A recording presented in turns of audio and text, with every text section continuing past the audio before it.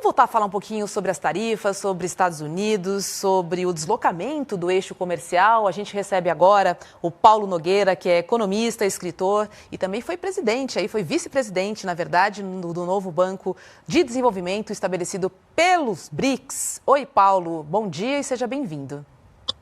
Bom dia, prazer estar aqui.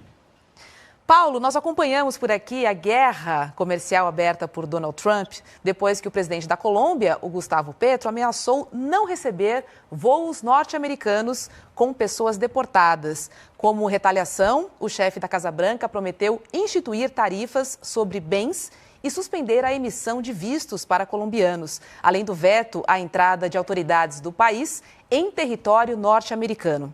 Os Estados Unidos são o principal parceiro comercial da Colômbia e representam cerca de 30% das exportações dos sul-americanos, segundo o portal G1. Em contrapartida, os colombianos não figuram nem entre os 15 maiores parceiros comerciais dos Estados Unidos. Ficam atrás de países como Irlanda, Itália, França e Brasil.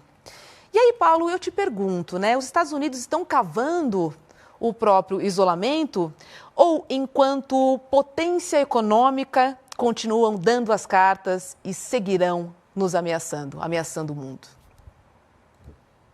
Nenhuma coisa nem outra. Primeiro, os Estados Unidos são grandes demais, assim como a China, o Brasil e outros grandes países, para ficarem isolados. Agora, não é verdade que os Estados Unidos tenham condições de dar as cartas como antes.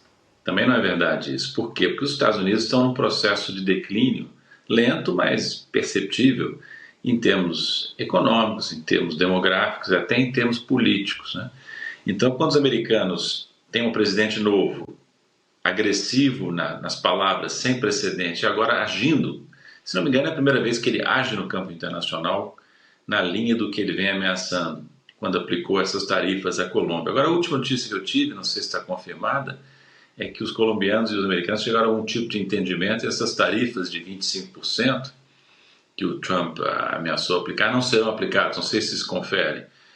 Mas, de qualquer maneira, os americanos estão com um presidente que é de uma agressividade sem precedentes, mesmo para padrões do próprio primeiro mandato do Donald Trump. Paulo, prazer falar com o senhor. De fato, confere essa informação. Tem um comunicado oficial da própria Casa Branca e a chancelaria, a diplomacia colombiana também confirmou. Então, isso que o senhor acabou de colocar aqui está, de fato, confirmado. Paulo, enquanto economista, eu gostaria da reflexão do senhor acerca do gesto do Petro, sobretudo na seara econômica, porque ele também ameaçou responder na mesma medida, oferecendo sanções para responder ao que é. Pela sua reação, eu já posso imaginar qual o vosso posicionamento nesse sentido. Mas eu gostaria de lhe ouvir. É possível que a Colômbia adote sanções econômicas que sejam efetivas contra os Estados Unidos? O que o Petro propôs aí é muito mais uma medida simbólica de resistência e insubmissão. Como é que o senhor avalia esse último entreveiro aí entre Petro e Donald Trump? Bom, é Davi contra Golias. Às vezes Davi leva melhor, mas o problema é a desproporção de tamanho entre as duas economias, entre os dois países. Agora é curioso o seguinte, a Colômbia é o dos países da América do Sul, talvez junto com o Chile, seja o país mais próximo dos Estados Unidos em termos políticos. Vamos lembrar que a Colômbia, se não me engano, é parceira da OTAN, ou até membro da OTAN, não tenho certeza qual o status exato que a Colômbia assumiu. Tem bases militares lá e eles estão entre os países da América do Sul que têm um acordo de livre comércio tipo NAFTA, tipo ALCA.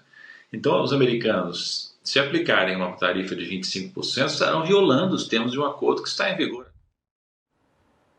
Então, agora o que acho mais diante do recuo, o que fica de significativo nesse episódio? Talvez a indicação de que os americanos, de que o Trump está disposto a ir além das palavras, além do blefe, além da bravata.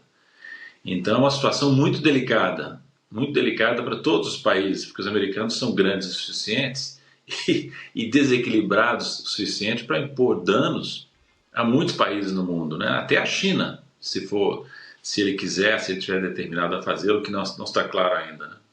Um bom dia, Paulo. Eu queria aproveitar que você trouxe a China para a conversa para falar sobre o papel da China nessa nova geopolítica, né? Me parece que os Estados Unidos fez várias ameaças contra a China, não colocou nenhuma em prática por enquanto. Essas imposições contra a Colômbia foram, acho que, o primeiro ato real de Trump em relação a tarifas. Eu queria que você falasse um pouquinho sobre a China.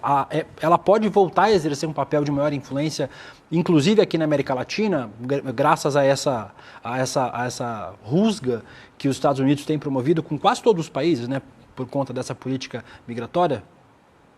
A China já tem um papel importante em todas as partes do mundo, inclusive aqui na América Latina, né? E os americanos, com essa postura agressiva, podem reforçar esse movimento da América Latina de buscar alternativas. Por exemplo, o Brasil. O Brasil não tem interesse num conflito com os Estados Unidos, obviamente, né? Mas na medida que os americanos se portam assim, nós vamos olhar mais para a China, estamos olhando mais para a China. O governo está preocupado em negociar com os chineses os termos de uma participação mais interessante para o Brasil. Você sabe que a China tem uma nova rota da seda e gostaria muito que o Brasil, enquanto o principal país da América Latina, aderisse formalmente a essa rota. E o governo Lula tem adotado a posição correta, a meu ver, de estabelecer o seguinte: sim, nós vamos participar, mas o que vocês chineses nos oferecem, né? E há muito que os chineses podem potencialmente oferecer. Acredito que diante da disputa Estados Unidos e China se acirrando, uma vantagem que o Brasil pode tirar é abrir espaço, por exemplo, dar um exemplo entre muitos, vincular a transferência de investimentos chineses para cá à transferência de tecnologia ou ao compromisso de abastecer as novas empresas que venham a se constituir pelos chineses com produção local, com geração local de empregos, né? Então, o Brasil precisa ter uma visão muito clara de política de desenvolvimento, de política industrial, para que a relação com a China, qualquer país, na verdade, seja benéfica para o nosso país, né? Paulo, recentemente o presidente Lula fez falas importantes considerando a aposta em algum tipo de moeda que seja capaz de substituir o dólar como equivalente geral para a prática do comércio global, sobretudo considerando o sul global. O Donald Trump fez falas muito incisivas no sentido de dizer que quem se atrever, esse foi o termo que ele usou, inclusive, vai ser tarifado em até 100% e tal. Então ele estabeleceu uma linha bastante agressiva no sentido de tentar coibir qualquer iniciativa nessa direção.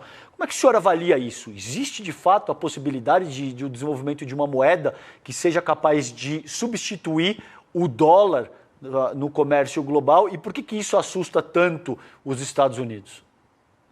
Bom, são várias questões que você levantou. Primeiro, a desdolarização no plano internacional já está acontecendo, porque mesmo antes de Trump e mesmo antes das ameaças de Trump, os americanos já vinham tomando medidas muito drásticas, aproveitando-se do papel internacional do dólar. Então os países estão buscando alternativas, e a dimensão mais clara da desdolarização é que muitos países, inclusive nos BRICS, mas não apenas, estão transacionando crescentemente nas suas moedas nacionais e bypassando o dólar. Isso é consequência dos Estados Unidos se comportarem como se comportaram nos últimos anos, confiscando ativos, excluindo entidades privadas e públicas dos vários países do sistema internacional de pagamentos. Os americanos militarizaram o sistema financeiro. E os países estão reagindo a isso, né? No caso da China, por exemplo, e do Brasil, nós já temos transações com os chineses em moedas nacionais. O Banco de Desenvolvimento da China, que é o maior banco de desenvolvimento do mundo, emprestou ao BNDES em moeda chinesa. Então esse processo de desdolarização já está em curso. Ele culminaria no que você mencionou, que seria a criação de uma nova moeda de reserva. É isso que o Trump ameaçou. Isso desagradou muito o Trump. Na verdade, os americanos estão já descontentes com a própria desdolarização em andamento, que culminaria, se tudo correr bem do nosso ponto de vista, numa moeda de reserva alternativa ao dólar. A isso fez referência mais de uma vez o presidente Lula.